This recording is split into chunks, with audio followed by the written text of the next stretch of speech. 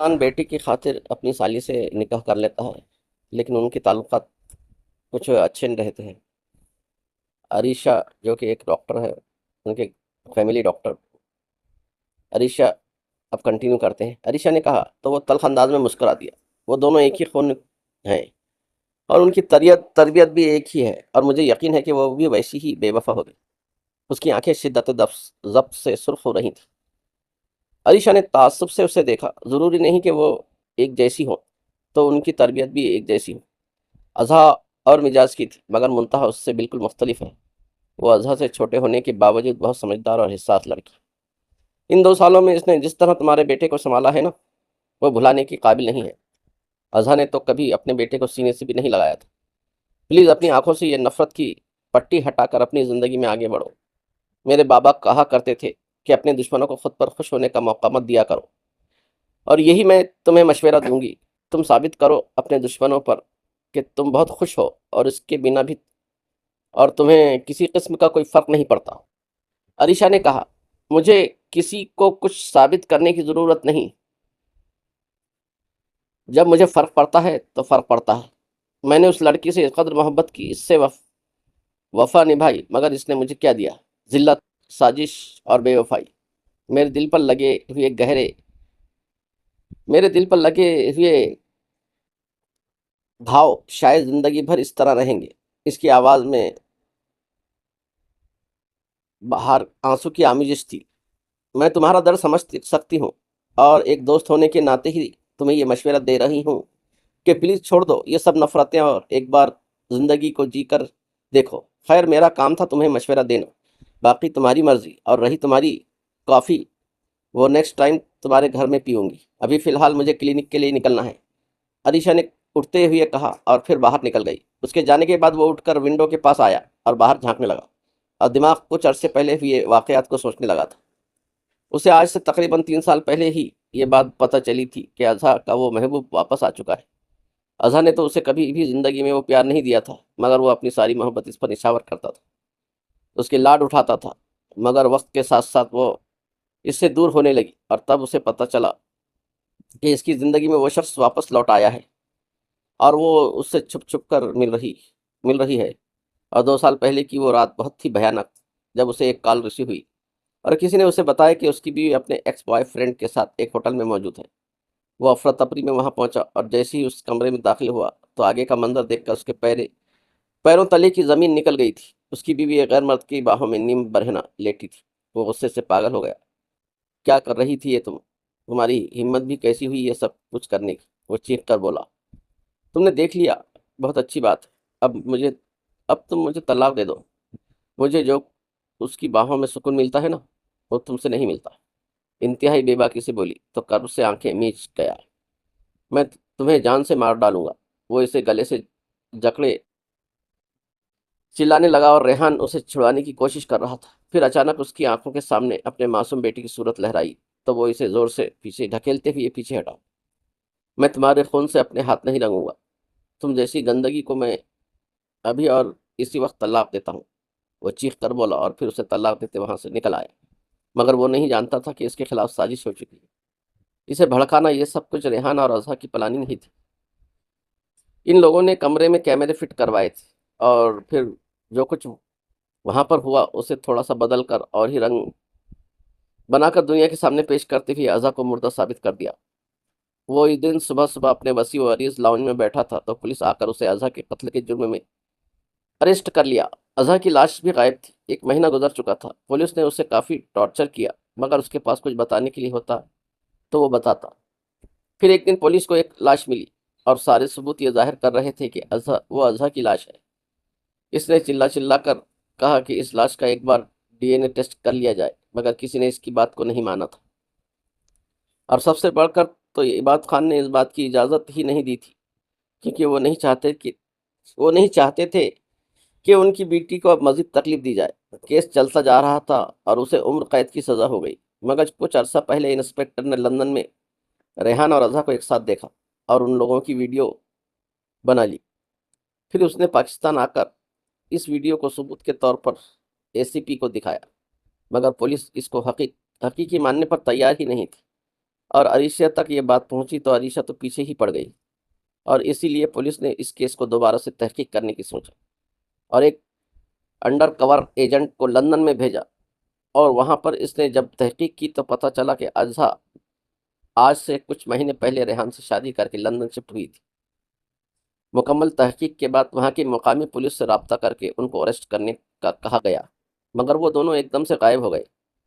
लेकिन पुलिस के पास चूंकि अब सबूत था तो वो किसी बेगुनाह को जेल में नहीं रख सकते थे और इसलिए एक माह बाद उसे अजहा के कत्ल केस से बरी कर दिया गया। मगर वो दिल में ठान चुका था कि जब तक वो अजहा के अंदर हसरत और तकलीफ नहीं देखेगा वो चैन से नहीं बैठेगा। मगर वो मगर 2 दिन पहले वो दोनों पाकिस्तान आकर अपने आप को बरी करवा चुके तो सुल्तान शाह महज कलश कर रह गया था। दरवाजे पर होती दस्तक से वो माजी से हाल में वापस आया तो दरवाजे पर उसका मैनेजर खड़ा था। उसने अंदर आने की इजाज़त दी और फिर मीटिंग के लिए कुछ पॉइंट्स वगैरह डिस्कस करने लगा। शाम को जब शाम को वो जब घर पहुंचा तो मुंतहा लाउंज में बैठी हुई थी और इसका चेहरा मुरझाया सा लग रहा था। वो संजीदगी भरी निगाह डालकर अपने कमरे की जानिब बढ़ गया। रात के खाने पर वो टेबल पर उससे दोबारा मिला। वो उनसर से बातें करने में मसरूफ थी। वो खाना खाते हुए गाहे बागाहे इन दोनों पर निगाह डाल रहा था। फिर खाना खाने के बाद वो काफ़ी का कहता हुआ अपने कमरे में चला गया। कुछ देर के बाद मुलाजिमा काफ़ी लेकर आई। मुंतहा को कहिए कि मैं कमरे में बुला रहा हूँ। वो संजीदगी से बोला तो मुलाजिमा सर अजबात में हिलाती बाहर निकल गई। कुछ देर के बाद मुंतहा अंदर आई तो वो उसे गहरी निगाहों से देखता उसके करीब आया। वो उसके करीब आने पर जल्दी से 2 कदम पीछे को ले गई और इसकी हरकत ने सुल्तान के माथे पर बल पड़ गए। खैर, पॉइंट की बात करता हूँ। कल मैंने एक पार्टी दी हुई है और मेरे जो गेस्ट आ रहे हैं वो मेरी बीवी से भी मिलना चाहते हैं, तो इसीलिए कल तैयार रहना, अच्छी साड़ी पहनना। वो बोला, साड़ी? मुझे साड़ी नहीं पहननी आती और मैं बहुत इनकम्फर्टेबल फील करूँगी। वो जल्दी से बोली तो सुल्तान ने सर्द निगाह से उसे देखा। फिक्र मत करो, पार्लर वाली तुम्हें हेल्प कर देगी। मैं सुबह ही दी मून वाली को फ़ोन कर दूंगा। वह अपनी किसी न किसी लड़की को भेज देगी जो तुम्हारी तैयारी में मदद करेगी। वो इत्मीनान से बोलता बेड की जानिब बढ़ गया। अगले दिन वो शाम को घर पहुंचा तो मुंतहा अभी तक तैयार नहीं हुई थी। तुम अभी तक वैसी ही बैठी हो? पार्लर वाली नहीं आई क्या? उसने नावगारी भरे अंदाज में पूछा।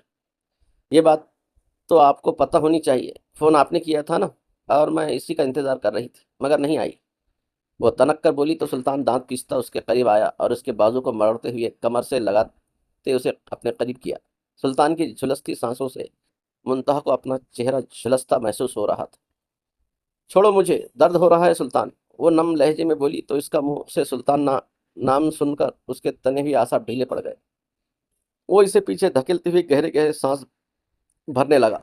फिर सर झटक कर उसने पार्लर वाली को फ़ोन किया तो इसने बताया कि मौसम खराब होने की वजह से कोई भी लड़की आने को तैयार नहीं थी। वो झिंझलाता हुआ उसकी तरफ मुड़ा। जाओ, जाकर तैयारी मुकम्मल करो, मैं तुम्हारी साड़ी पहनने में मदद करूंगा। वो कहता हुआ अपने कपड़े निकालकर वॉशरूम की जानिब बढ़ गया। कुछ देर बाद वो ट्राउजर पहने शर्ट लेस बाहर आया तो मुंतहा साड़ी के बलाओं के साथ उलझ रही थी। फुल ब्लाउज था मगर पीछे से डीप गला था जहां डोरियों का जाल बुना था। वो अपने बाल जूड़े में मुक़य्यद किए साड़ी के फॉल दुरुस्त कर रही थी। वो तो तौलिया बेड पर फेंकता हुआ उसके पास आया और उसके पल्लू की खींचकर उसका रुख अपनी तरफ किया और उसकी साड़ी को सेट करने लगा। मुंतहा तो साख्त और जामिद सी उसे देख रही थी। कसरती बदन और सेक्स पैक और माथे पर बिखरे बाल और सफ़ेद रंगत उसे हसीन तरीन मर्द साबित कर रहे थे। वो एक तक उसे देखे जा रही थी और दिल तो जैसे पसलियों में धड़क रहा था। उसका लम्स उसे बेचैन कर रहा था। फिर साड़ी ठीक करने के बाद वो पीछे हटा और अपने कपड़े पहनने लगा। वो दोनों पार्टी में पहुंचे तो हर एक की निगाहें उन पर ही थी। दोनों की जोड़ी को चांद सूरज की जोड़ी कहा जा रहा था। सबसे मिलने के बाद वो उसे एक टेबल पर बिठाकर अपने बिजनेस पार्टनर के साथ बातों में मसरूफ हो गया। पार्टी से फारिग होने के बाद वो घर पहुंचे और आते ही कपड़े चेंज करने लगा। जब वो कपड़े चेंज करके बाहर आया तो वो साड़ी के ब्लाउज की डोरियों को खोलते हुए हलकान हो रही थी। वो धीरे से चलता हुआ उसके पास आया और उसकी डोरी खोलने लगा, मगर उस पर सख्ती से गिरह बंध चुकी थी। तुम्हें डोरियां तक नहीं खोलनी आती? देखो कैसा उलझा कर रख दिया है इन्हें।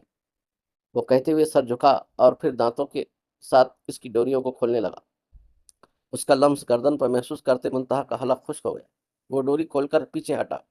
हटा ही था कि वो कपड़े पकड़कर वॉशरूम में जाने ही वाली थी कि अचानक से लाइट ऑफ हुई और इसी वक्त जोर से बादल गरजे और वो चीख मारती ही उसके सीने से लग गई।